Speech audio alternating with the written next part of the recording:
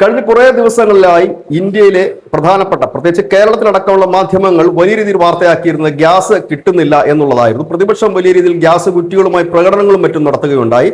ആ സമയത്ത് സാധാരണഗതിയിൽ ഇന്ത്യയിൽ പ്രതിദിനം 55 ലക്ഷം ഗ്യാസ് കണക്ഷനുകളാണ് ബുക്കിംഗ് ഉണ്ടാകാറുള്ളത്. പക്ഷെ കഴിഞ്ഞ ദിവസങ്ങളിലൊക്കെ അത് 89 ലക്ഷം ബുക്കിംഗ് വരെ എത്തി. ഇതിൽ പലരും ഉപയോഗിക്കാത്ത ആ സിലിണ്ടറിന് പോലും ബുക്കിങ്ങിന് വേണ്ടിയിട്ട് സമീപിക്കുന്ന ഒരു രീതിയൊക്കെ കണ്ടിരുന്നു. പക്ഷേ ഇപ്പോൾ വീണ്ടും അത് കുറഞ്ഞ് നോർമൽ 55 ലാക്സിലേക്ക് എത്തിയിരിക്കുന്നു. അതായത് സാധാരണഗതി ദിനം പ്രതി 55 ലക്ഷം ബുക്കിംഗ് ആണ് ഉണ്ടാകാറുള്ളത്. ഇപ്പോൾ അതേ നിലയിലേക്ക് തന്നെ എത്തിയിരിക്കുന്നു. അതിൽ തന്നെ ശ്രദ്ധേയമായ മറ്റൊരു കാര്യം കൂടിയുണ്ട്. 13,700 പേർ പുതിയ PNG കണക്ഷനിലേക്ക് മാറിയിരിക്കുന്നു. PNG പൈപ്പ് വഴി എത്തുന്ന ഗ്യാസ് ആണ്. അതിലേക്ക് 13,700 പേർ മാറിയിരിക്കുന്നു. ഇവർ LPG ഉപയോഗിച്ചിരുന്നവരാണ്. അതിൽ നിന്നാണ് അവർ ഇങ്ങോട്ടേക്ക് മാറിയിരിക്കുന്നത്. ഒപ്പം തന്നെ കേന്ദ്ര സർക്കാരിന്റെ ആശ്വാസകരമായ ഒരു പ്രഖ്യാപനം കൂടി എത്തിയിരിക്കുന്നു.